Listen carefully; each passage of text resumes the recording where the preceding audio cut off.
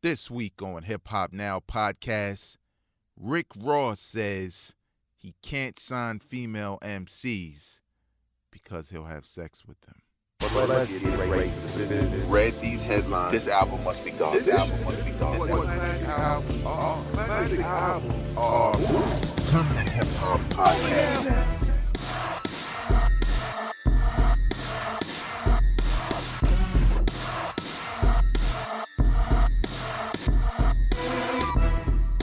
What up, y'all? I am your host, Vegas, and this is Hip Hop Now Podcast Extra, a podcast designed to catch you up on all things hip-hop music and culture that happen throughout the week.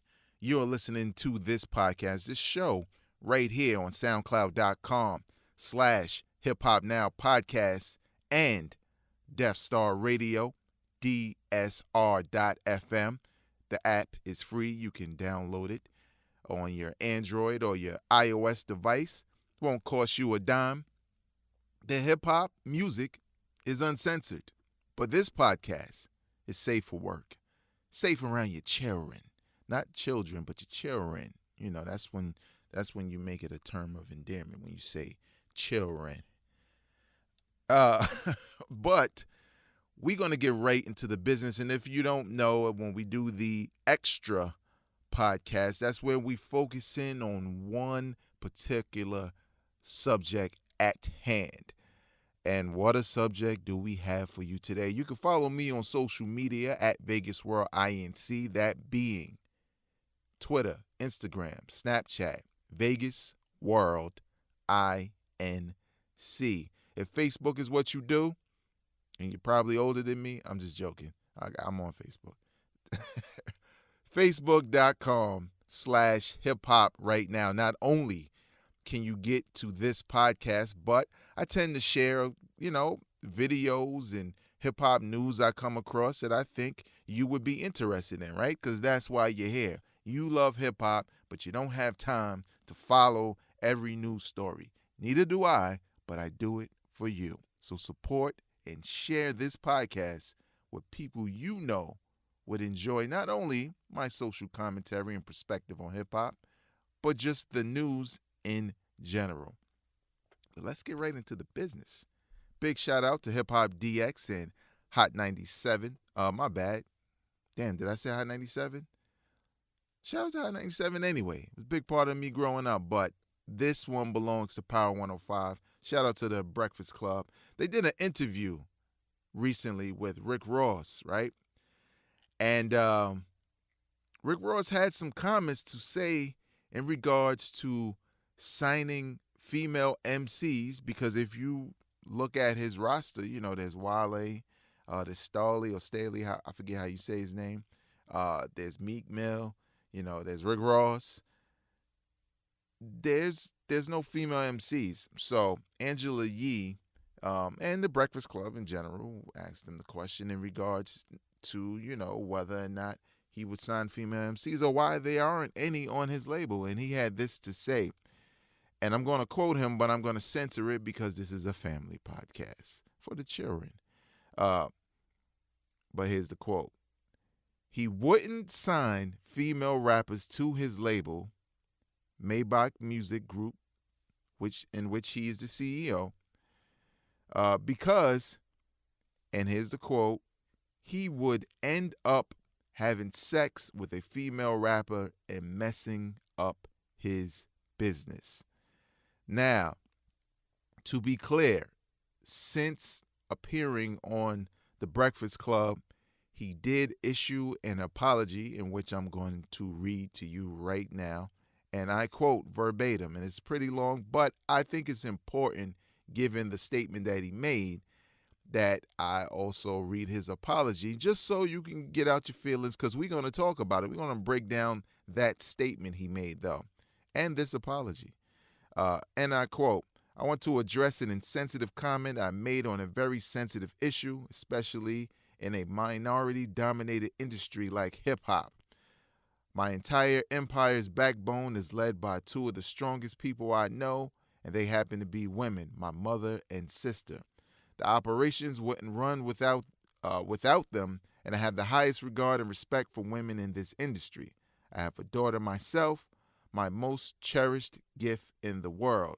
He also went on to say, and I quote, my comment is not reflection of my beliefs on the issue. A mistake I regret. I hope to use my mistake, my platform, and the community to create positive discussion to implement change on a very important issue. Respect for the ones who stand up to say, hey, that isn't right. Now it's time to accept responsibility and all do better. What he said on Power 105 was absolutely wrong. But within his rights to say it. Why? It is his opinion, and it is his business to do what he wants. The problem that some people run into when they get upset and they get all hot and bothered, no pun intended, is the fact that it's his and you do not have to support it. What's the best way to hurt Rick Ross? Not to go running social media and keep typing a whole bunch of stuff I got to scroll past. No. Don't support his music. Spread that around. Don't support his business. Don't go to Wingstop. I'm going to Wingstop. But don't go to Wingstop. You know what I'm saying? If you wasn't feeling it. Now, his apology, right? Because we're really going to break it down. But I just want to put these brief notes in there for those who don't have time. They got to run back to social media real quick. His apology, it seems fine, right? Right? But there's one thing I take out of that. Mentioning his mother, his sister, his daughter as a grounds for him to feel like I respect these females. So I respect females overall. But guess what? Chances are you're not going to try to bone any of those females you named, will you? It's easy to say or bring up women who you wouldn't be sexually attracted to. You know, in most cases, can't speak for everybody. I hope not. But it's easy to point them out because we know you got a mama. How'd you get here? We didn't know you have a sister, but chances are you have a sister. Some of us knew you had a daughter. But the point of the matter is, when you're signing a female MC who you're not related to, the point you initially made in regards to you'll probably have sex with them is the fact that they're not related to you. So let's just break this down, starting with just the statement at hand, and which I'll repeat. He wouldn't sign a female rapper because he would end up having sex with them and end up messing up his business. Again, that is his prerogative. It's his business. If he sees that's a weakness within himself, then so be it. So be it, because it's his business.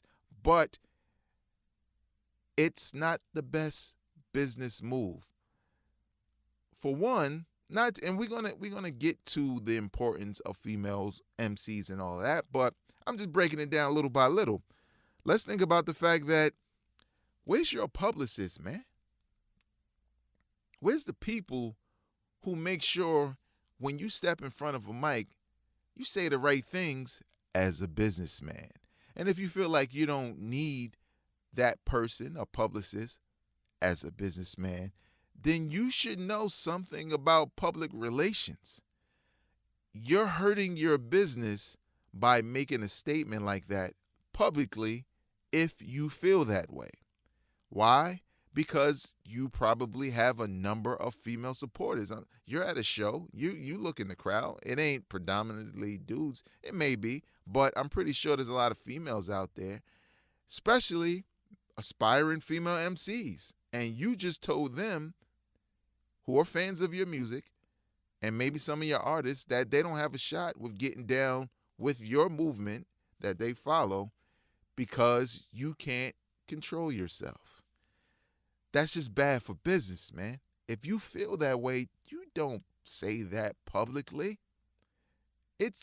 Honestly, it was a good question from the Breakfast Club to point that out, because honestly, I never looked at Maybach Music as a place that didn't have a female MC. I didn't notice it until this question came out. So kudos to them for even bringing that out.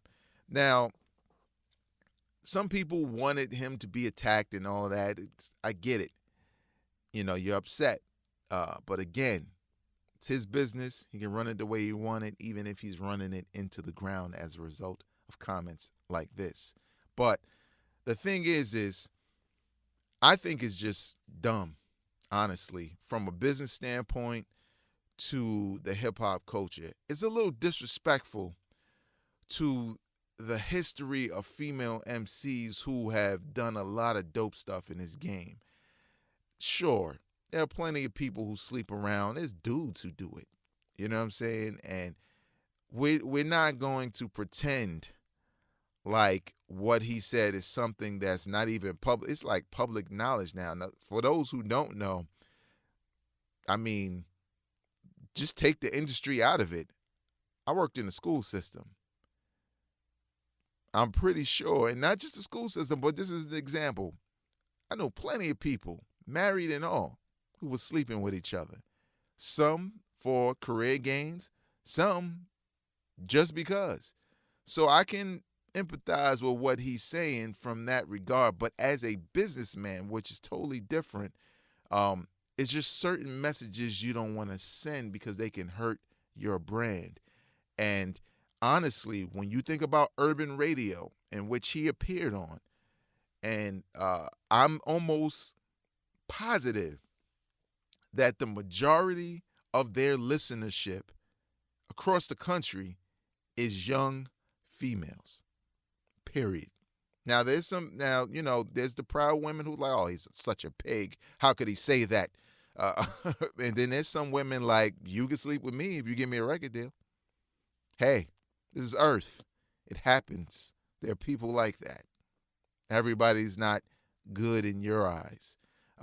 But getting back to the whole female MC thing, it's kind of a disrespect to the lineage of female MCs out there, like who got that chance, regardless of whatever way they got it, whether they was rhyming or they was on the casting couch. It doesn't matter. There's a number of female MCs throughout history who are dope, who have classic albums, classic songs. You really want me to start running down some of the names? I don't think you want me to do that.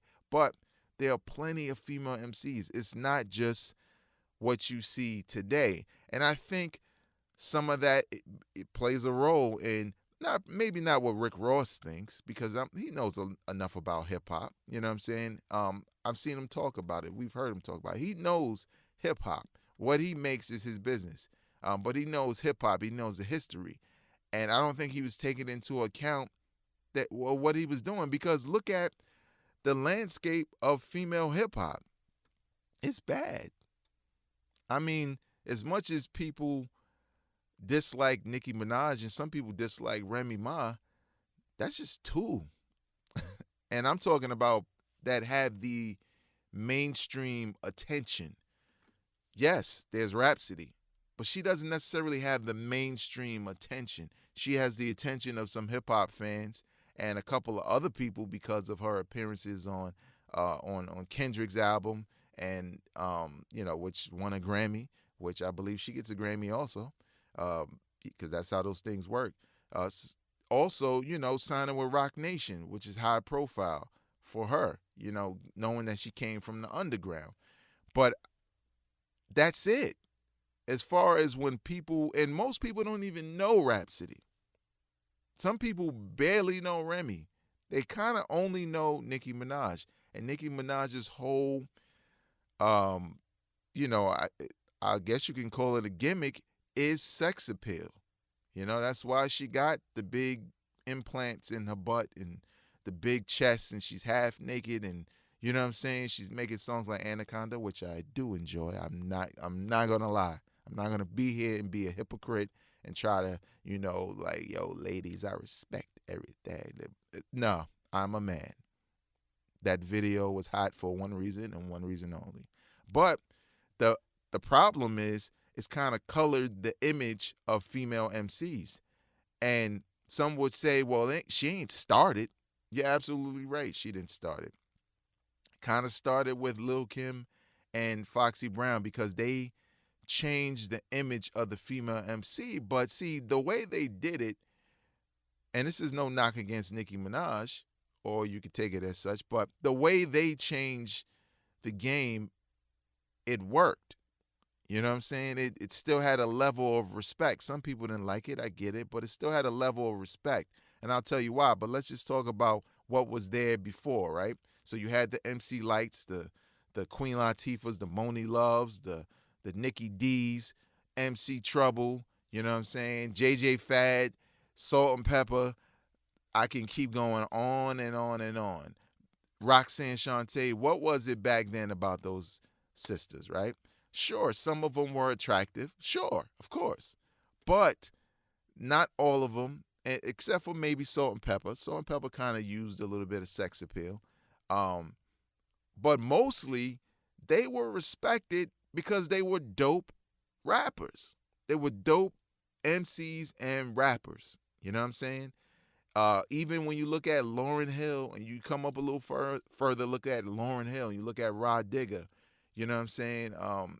They was, shout out to Paula Perry, you know what I'm saying? Like, they were Heather B.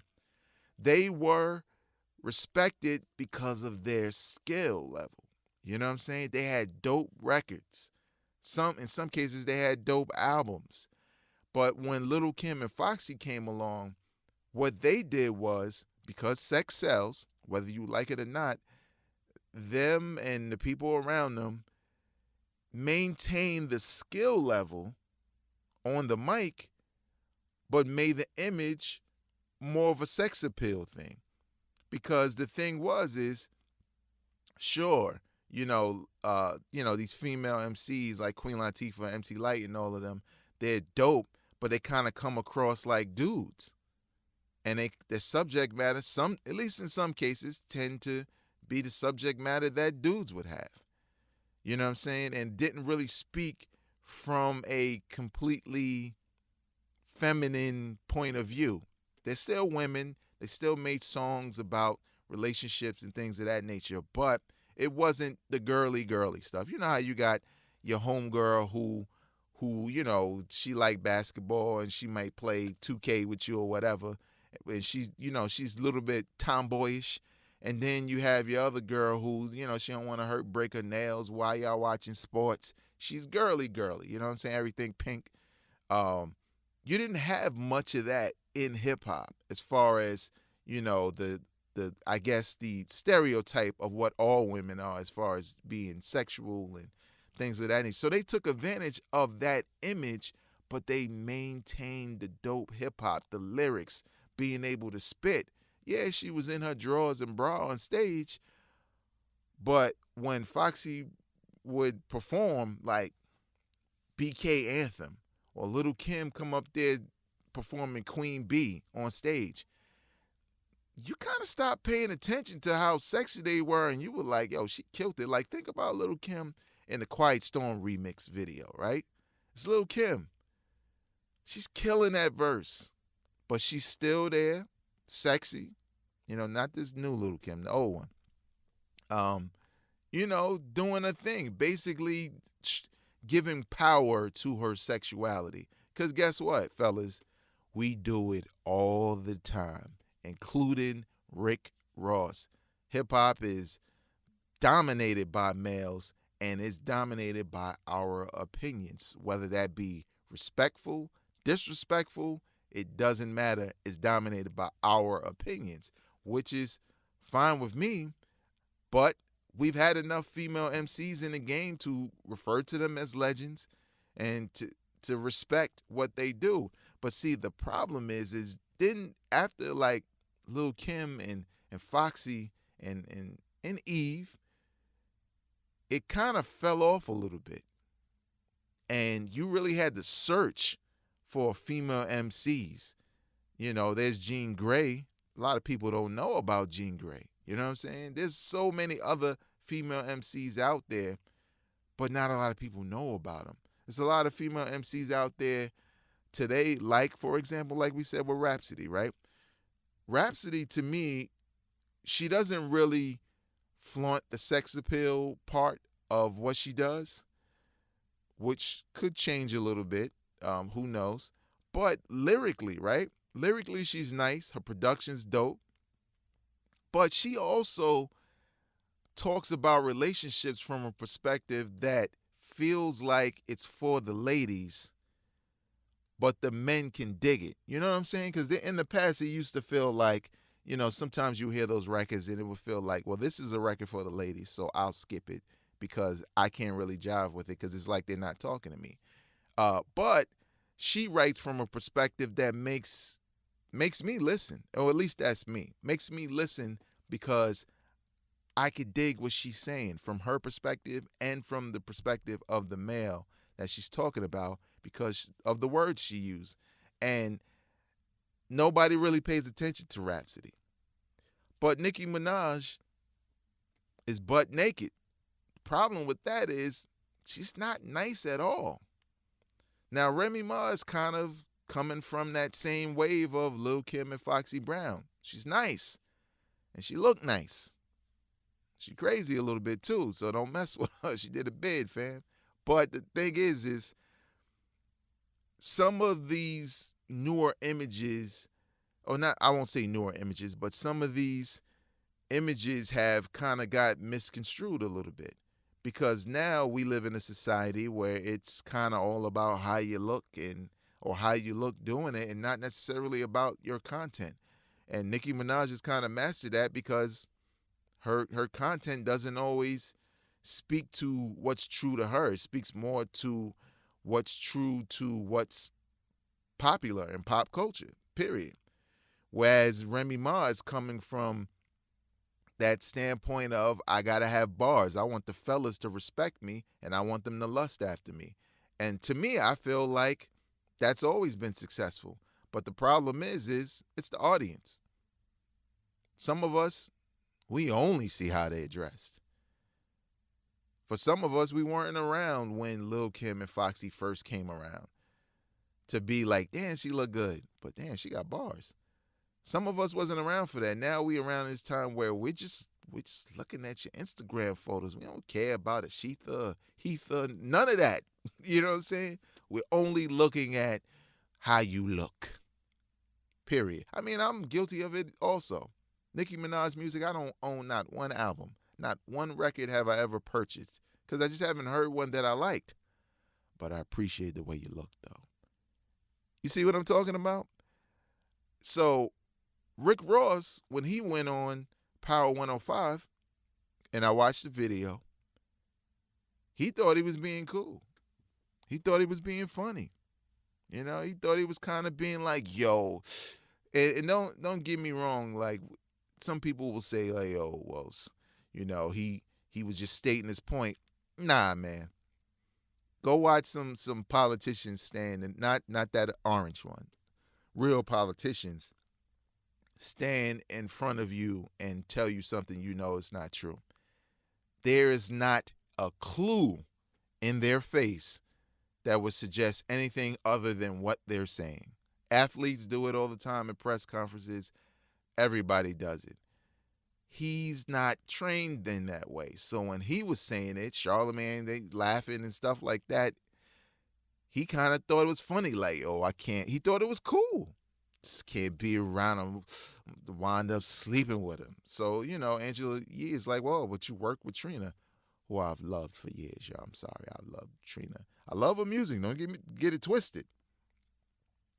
But at the same time, you know, I don't own a bunch of albums. I'm just being real. She's very attractive. Just being real. I'm sorry. Maybe I'm part of the problem. Maybe we all are, ladies. Who knows? But the point is Angela Yee asked him about Trina. You worked with Trina before.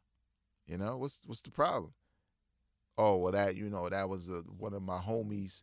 You know, that was his thing, so I didn't do that. So, you know, I spared her. Spared? Spared her from what? So that's what I mean. He kind of, it wasn't just what he said that got people hot. It was just kind of how he carried it while he was saying it. Yes, he's admitting something that's wrong with him that could be bad for business, but it is bad for business that you said it publicly. It's bad for business that you operate your business in that way. If you cannot sign a talented female MC because you feel like you cannot control yourself, maybe you should not do that kind of work at your label. Maybe you shouldn't A&R and all of that. Maybe you should just, hey, how you doing? You know what I'm saying? Glad you're part of the team, and let somebody else take care of that career. Now, maybe that's not how it is. Maybe he's hands-on with everything, literally. But I just still feel like it's a slap in the face to any female MC, producer, or anybody, honestly, who is attractive but skilled or talented or experienced at what they do. The fact that you can't respect their work enough to be a professional and do business with them because it could be better for your business is just the worst business thing idea, whatever you want to call it, I've ever heard in my life that a CEO would say publicly. And again, the apology. Love it or hate it, take it or leave it. At least he said it. At least he acknowledged it. You know what I'm saying? You can't take what he said, that was offensive to you to heart, and then when he apologizes, it means nothing. He didn't have to say it. If it was his belief, it's his belief. He doesn't have to do anything you want him to do. Nobody does. Just like you don't have to listen to his music. You don't even have to watch the interview. But the point being is, if you're going to, and I'm talking to Rick Ross, if you're going to be a CEO, you're going to say that all throughout your music and this, that, you're not the smartest businessman I've seen. Do better, man. Get a publicist. Get them to work some of that stuff out. You know what I'm saying? And I'm pretty sure people forget. It won't matter. I mean, I still like Rick Ross's album. I'm still going to bump it. You know what I'm saying? I didn't necessarily agree with that statement he made.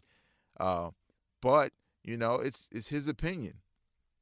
Just like there are people out there who do not like Rick Ross because of the whole CEO and him, retracting on that and saying, yeah, I was never CEO. I was this dude, blah, blah, blah. He just need a publicist, man. Other people who you respect and don't know about their dirt, it's because they have someone to make sure you would never know. For years, Whitney Houston had one image.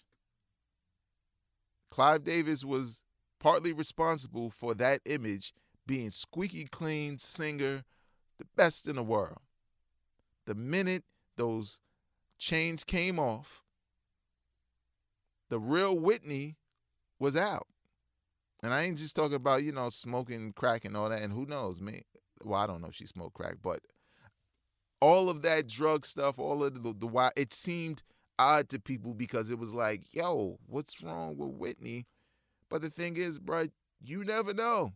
That was her the whole time. It was just she was with people who were about their business of selling an image. And what Rick Ross did was damage to his business by saying something like that. So we say all of that to say, you're either going to like him or you're not. You either accept his apology or you don't. But I want you to walk away and know that female MCs, producers, I know a lot of them. I used to ghostwrite for a female MC. They deserve your respect. Sign them because they're dope. Period.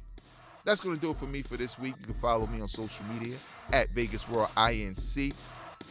Also, follow me on YouTube, the B-Roll Network. BROLE Network on YouTube, hip-hop, video games, sports, all kinds of stuff. Not just me, not just my content, but all kinds of content. Subscribe on YouTube today and keep listening to Death Star Radio on DSR.FM.